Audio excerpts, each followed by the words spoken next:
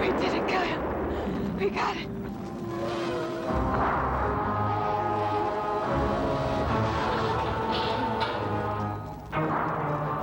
In 1984, film audiences were introduced to a new kind of villain.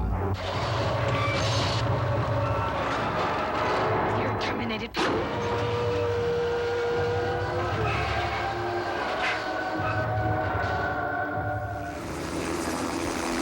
7 years later, writer-director James Cameron has re-teamed with stars Arnold Schwarzenegger and Linda Hamilton for the long-awaited sequel, Terminator 2: Judgment Day. If it is little children today or grown-ups, the one line that everyone always asks me to say is, you know, say, "I'll be back." Say that line. Come on now. Are you gonna be back or what?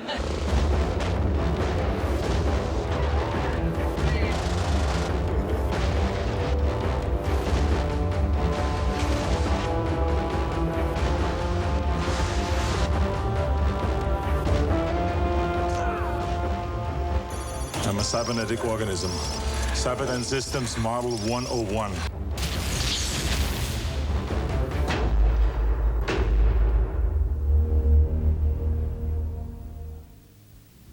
I'll be back. Those words took on new meaning in the fall of 1990 when cast and crew reunited in the Mojave Desert to continue the story of Sarah Connor and her fight against the machines of the future. The important element that's changed in her life since we saw her last is that she's had her son, John Connor, and he's now 10 years old. The new Terminator of the film is not targeted on her anymore. The child now himself is the target. Okay. For Cameron, Terminator 2 was only a matter of time. Action! It was inevitable that a Terminator sequel would get made, and I wanted to be at the helm. I wanted to make sure it didn't kind of drift off the concept of what it should be about. Cameron's vision of a killer cyborg from the future hit a chord with audiences worldwide. The Terminator represented something to people, a kind of a dark side of the human psyche. People want to have that fantasy of being able to do exactly what they wanted to do whenever they wanted to do it. I need your clothes, your boots, and your motorcycle.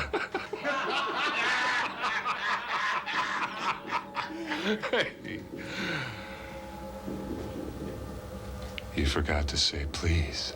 It took us all, I think, a while to realize that the Terminator had kind of permeated into the culture, and it just kept getting reflected back to me in so many ways. Arnold Schwarzenegger, the Terminator. Arnold was always a very strong force in trying to get the sequel made. I've said to Jim Cameron, I said, you know, we should have an ongoing story because we're dealing here with such an interesting subject. I knew, instinct told me that based on the strength of the first film, that there would be another one. It's just, you're never ready. Several of the original Terminator crew returned for the sequel, including director of photography Adam Greenberg and Terminator effects creator Stan Winston. Sequel must be true to the first film, but yet it must be more than the first film. We have to give them what they got in the first, and we have to give them something new and fresh. And I think that's what we've done in Terminator 2. How can Arnold be starring in the sequel? A Terminator is built in a factory, and there's one after another, and they all look like Arnold. I guess it's just because he's cute. This Terminator, however, isn't just another pretty face. There's more sophistication to the way it will look, and bigger, much bigger things will happen on the screen. Action! Action, Arnold! CO2! For 6 months, Terminator 2 combined the efforts of over 1,000 filmmakers, shooting day and night throughout the state of California to capture the many action sequences of the script. The production actually changed the course of a river to shoot high-speed chases in the extensive flood control channels of Los Angeles. Roll, guys, roll. The tight quarters and massive filming equipment often paralleled the action of the scenes being shot. A defunct steel mill was resurrected by the filmmakers, recreating the intense heat and light of molten steel. Ironically, actual temperatures in the mill averaged 42 degrees, making it difficult for the actors to work up a sweat. And in Northern California, a team of expert pyrotechnicians staged one of the largest police shootouts in cinematic history. And action, Arnold.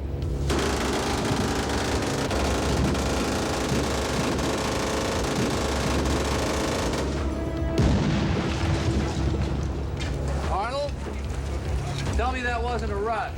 Their crowning achievement, however, was blowing up a 4-story office building.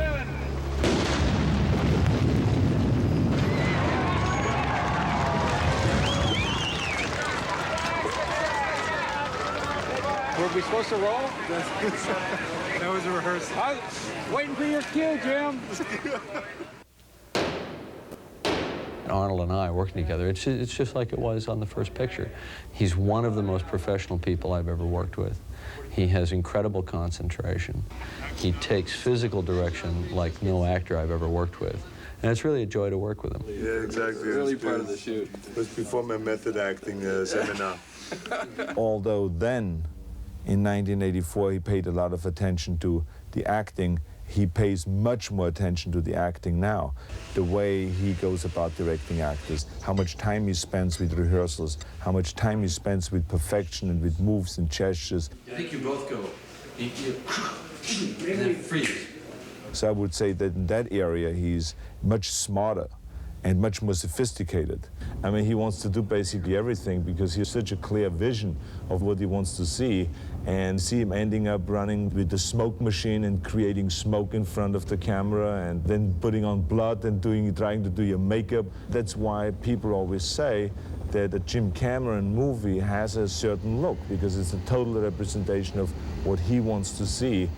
Long before the cameras roll, Cameron and crew are hard at work, designing sequences and testing ideas in a unique mix of filmmaking and science. I do a lot of visual research, I do a lot of technical research. The more fantastic the subject, the more realistic the situation needs to be. Using extremely detailed models, Cameron designed sequences with the aid of a thumb-sized video camera. By blocking the scene in miniature, production designer Joe Nemec can alter a location or set to meet the specific needs of the scene. Also during pre-production, an ex-Israeli commando provided the cast with military combat and weapons training. Since the character of Sarah has become an expert marksman, Linda was required to master a variety of guns and assault rifles. It was really like entering the military and learning the mindset and coming up against myself in a big way. That was even more significant in terms of playing Sarah. Very good. She is so set herself down a path, a concentrated path of duty, that she's lost all touch with her son. You cannot risk yourself even for me. Do you understand? You're too important. She's a great warrior, but for what? You know, so what? She doesn't have anything that makes it worthwhile, you know. And also, my life. It's like, oh, we don't even notice the gunshot anymore. Why does it want me?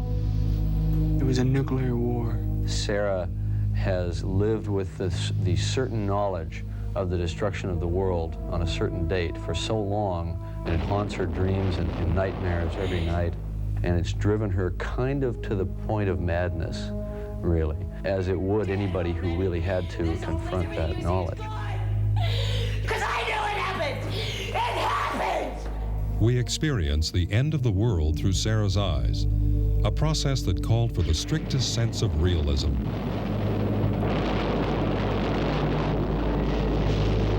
But even more powerful and haunting are Sarah's visions of the people. And he comes down, and action, he jumps off and covers up. Oh, stop. What'd you do? See Commando 10 times? When we had to create ashen bodies that were going to be blown away by a nuclear holocaust, it was very unsettling. And it was the one time when you got a little uncomfortable because it wasn't pleasant to look at while you were shooting it. But it is the important aspect of the film. Judgment Day, the day Sarah was told the war would start, clearing the path for humanity's successor. The machines. Future War. For Terminator 2, Cameron mobilized an army of actors, stunt people, and special effects crews to create the final battle between humanity and the machines. This battle took place on many levels in Terminator 2, as the crew executed one successful vehicle stunt after another. That is a cut. That is a cut. One scene required the Terminator to climb from a speeding pickup onto a heavy tanker, a feat performed by Arnold's stunt double, Peter Kent.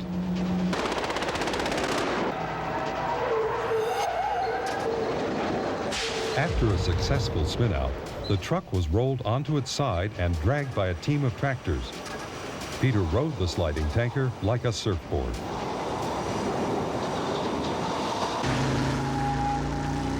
To protect young John Connor, the human resistance has sent the Terminator itself. My mission is to protect you. Who sent you? You did. This is deep. Playing the role of young John Connor is newcomer Eddie Furlong. It's almost in a way the classic story. I mean, he literally was just plucked off the streets of Pasadena and whipped into the vortex of making a movie.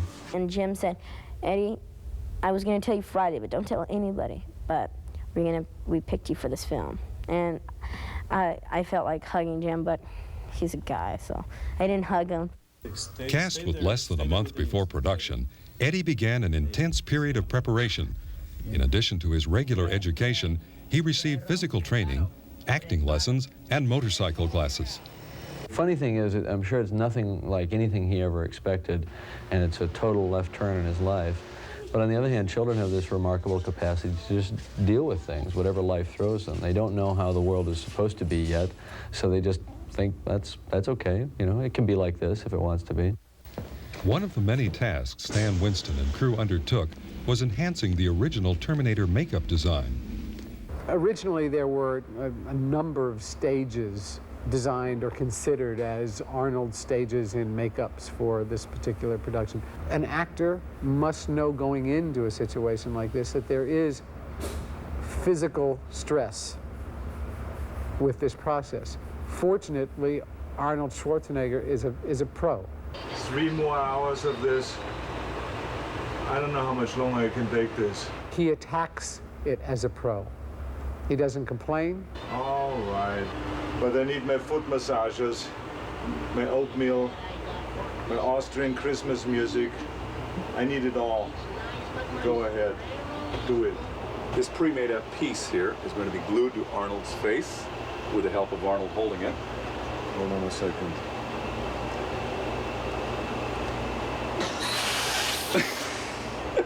Okay, now. It's the glue we use. It makes these arms pop up and get all swollen. On days when the makeup doesn't turn out 100%, I just sneak by the camera and rub a little Vaseline on the lens, and then everything looks fine. But don't tell the DP that. He gets really upset.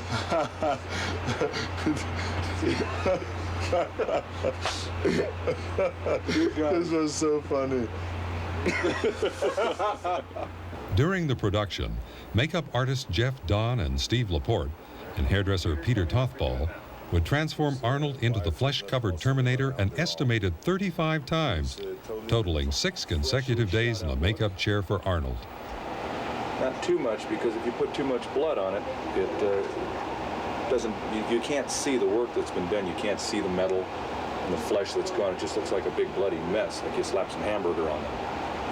That's a good example, Jeff. Hamburger? I'm proud of Well, you. I'm hungry right now, so I thought I'd use hamburger. People accept this possibility that there can be a blend between a human component and a machine component. And I think it's just an aspect of our lives right now that we're so surrounded by machines all the time. And the fact that we can accept that, to me, is the most amazing thing of all. What it is I'm too handsome. No camera can take all these good looks. So what they do in every movie basically is they put appliances on and terrible makeup on to kind of tone my looks down a little bit, so I match up to the rest of the actors in the movie. So tell me, Linda, what do you think? I'm a little too pretty too for this movie, so. All right. Wow! Was my breath that bad? 2.5, 3 hours, and he's done. The next stage for the makeup is stage 5, 6, 7, and it's basically the same that Arnold had before, just more chrome, more appliances. He'll have his eye plugged up, so he won't be able to see out of it. And it'll take probably an hour, hour and a half longer to put on. He's gonna love it. As one might imagine, Sarah has trouble accepting the Terminator as an ally. Although she doesn't know that he's going to come back, she knows that it's a possibility, so she's ready. No affection. You know, I've kept it really clean. Do you know what you're doing? I've detailed files on the human anatomy. I bet. Makes you a more efficient killer, right? Correct. Terminator in this film adopts certain human characteristics. You gotta listen to the way people talk. And if someone comes up to you with an attitude, you say, hasta la vista, baby. Hasta la vista, baby. That character slowly develops by the very fact of hanging around a human being. Jesus, you're gonna kill that guy. Of course, I'm a Terminator. Listen to me very carefully, okay? You're not a Terminator anymore, all right? And all that registers, and I start dealing with all those kind of emotions. The Terminator sent to kill young John is unlike any killing machine ever imagined. I call him a mimetic polyalloy, meaning that he's made of a substance that can imitate anything. Playing the T-1000 is Robert Patrick. Jim was looking for somebody that was sort of a mixture between the Protector character, which was Michael Biehn in the first, and Arnold Schwarzenegger, which is the Terminator. And I think he was looking for somebody that could look like he could possibly just be a human, and yet could be a Terminator, could handle the intensity to be in a Terminator. Well, I wanted to find someone who would be a good contrast to Arnold. If the 800 series is a kind of human Panzer tank, then the 1000 series had to be a Porsche, an advanced prototype Terminator who was more fearsome than the old model. The thing I like about Robert was he kind of looks like a cat in a way. It's almost like it's about senses with him. You know, you feel that he's very in touch with the world and analyzing it and observing it. My character wants to completely take out John Connor. That's his mission. A relentless, tenacious killing machine, and he won't stop. Though their missions are exact opposites, both Terminators stem from the same creator, the unseen supercomputer called Skynet. So it's like this is the first time you've had to deal with an equal, because Terminators don't fight Terminators. Right. It's never happened before. We stem from the same technology, so we've got to have some like programming there. Are you the legal guardian of John Connor? That's right, officer. What's he done now? So we're both killing machines, we're just different types. There was a guy here this morning looking for him, too. Yeah, a big guy on a bike. Has that got something to do with this?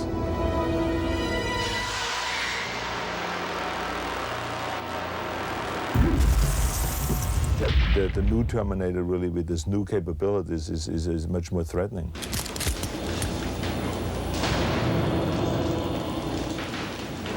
I'm basically death. You know, they're running from death. Both Terminators are programmed to complete their missions at all costs and without question. But Sarah has decided to confront her destiny and takes matters into her own hands. I need to know how Skynet gets built. Who's responsible? The man most directly responsible is Miles Bennett Dyson. She decides that the only way to stop the future that she knows is going to happen is to kill the man that builds the chip that starts the war. In a very real way, she becomes the Terminator of the second film, at least at a kind of a psychological level. For cast and crew, Terminator 2 has been more than a reunion. Has been very intense, the work, and you know, a lot of night shooting and a lot of long hours and so on. Did you see that? Did you see that? Oh, he's just to whip him away because he's embarrassed. And I'm very honored and happy that I'm able to do the second one. In 1984, Cameron transformed Arnold into one of the screen's most memorable villains. 7 years later, the process is reversing itself. The Terminator is becoming a protector. Ultimately, the film is about the value of human life. No matter how inconsequential you may seem to others or even to yourself, your individual existence may have great value in the future. Grab it, go! Go! They have a job to do, protect her son, and they do it. One of the most amazing aspects of Terminator 2 is that it's taken the art and science of special effects to an entirely new level. Several Academy Award-winning effects companies worked under a strict veil of secrecy for almost a year to create the many and varied effects of Terminator 2. Fantasy II, under the command of Terminator veteran Gene Warren, greatly expanded the future war sequences from the first film. Combining live-action combat sequences with effects photography, artists created the massive battlefield for the war between man and machine. The famous endoskeleton also returns for the sequel. Stan Winston's company joined forces with stop-motion animator Peter Kleinow to create an army of these high-tech death figures. It's the same endoskeleton. Basically the same design. We have finessed it, but it's much more technically advanced than the endoskeleton in the first movie. It's actually artistically advanced. They can do more. There's more life to these endoskeletons. But redesigning the original endoskeleton was only the beginning for Stan Winston and staff. In this particular movie, we had to duplicate every principal actor animatronically. In the scene where the Terminator must force his way past a SWAT firing squad, Stan was called upon to create an Arnold double that could withstand a barrage of gunfire. There's nothing that we can do that will actually duplicate living things. We can come close, but we can't do it exactly. It's incredible, huh? It's working good. For this, considering the fact that it's going to be split shots, we'll only be on Christmas. We are making animatronic duplications of living things. 2, 3, 4, perfect. Lighten up. Very nice. It's just a movie. What? Okay, you don't get paid, so what? I make it for you, okay? Relax.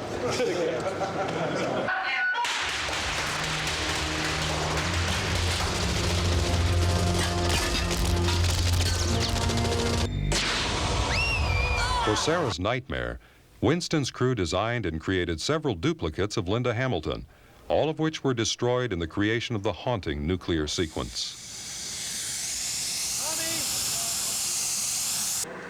Destroying Los Angeles was a task given to Forward Productions under the direction of Bob Skotak. Vast miniature cityscapes were built in tremendous detail for the sole purpose of their destruction.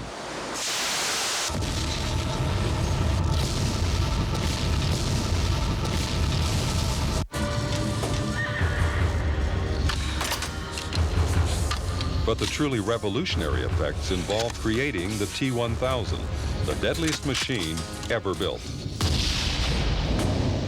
It just blew my mind to actually see it, and you go, wow, they've morphed you. You're a liquid mercury man. You're liquid chrome. I don't think I'll get over it, and I totally believed it. Creating the T-1000 required the combined efforts of Stan Winston's company and Industrial Light and Magic, under the direction of Dennis Muren. At the beginning of this show, Jim had the boards already done, and you have to start with storyboards. You have to know what you're doing at the beginning. Can it even be done? A show like this, is it technically feasible to even do it now? And Jim was hoping it was, and I thought it was, so we all agreed that we could do it. It was a constant, little juggling act in the very beginning to figure out what was going to be done optically, what was going to be done as a real-life effect, and then what things from us would be needed for ILM to help them work things out optically, and vice versa. And it was, it just worked out as perfect as it possibly could have.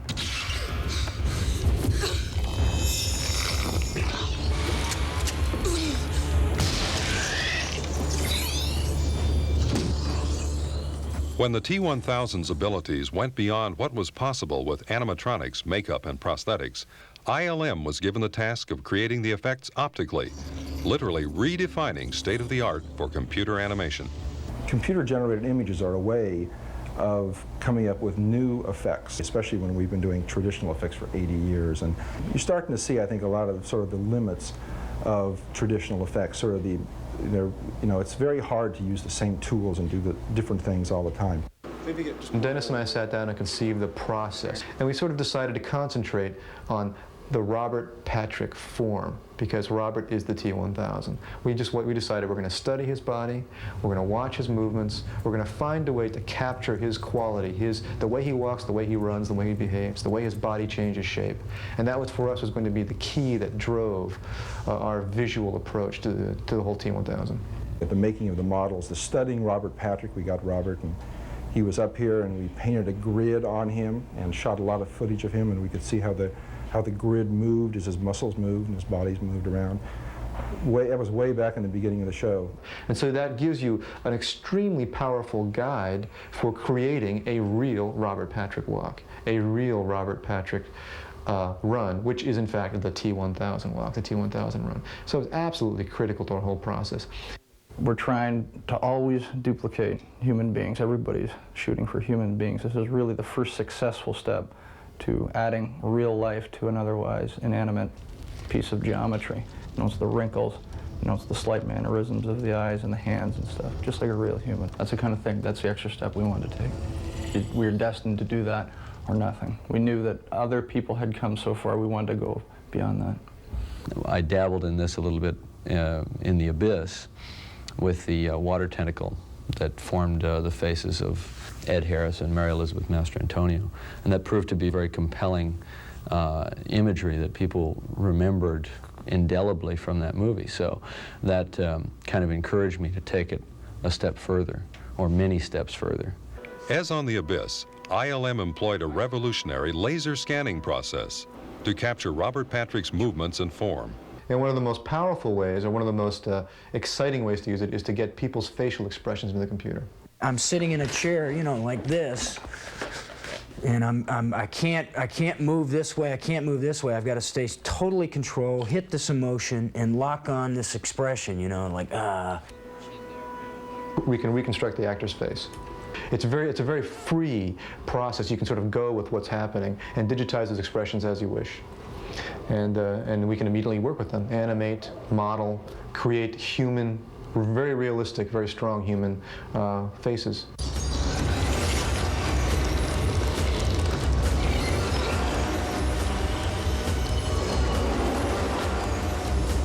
Get out. I mean, we work on this stuff, and every day, we still have not lost the spirit of amazement when we see what's coming out. It's new, and that's what's necessary, is we can't have a sequel and just have it more of the same. There's some wonderful new surprises in Terminator 2. Bringing the T-1000 to life has been a group effort. I knew I was in good hands, like with ILM and Stan Winston. I knew I was working with the best of the best. And I'd just like to thank them and the crew and my cast members. Terminator was heralded as the science fiction film of the decade. 7 years later, stars Arnold Schwarzenegger and Linda Hamilton and visionary director James Cameron have created one of the largest movies ever, the conclusion of the Terminator saga. For cast and crew, Terminator 2 was nothing short of destiny.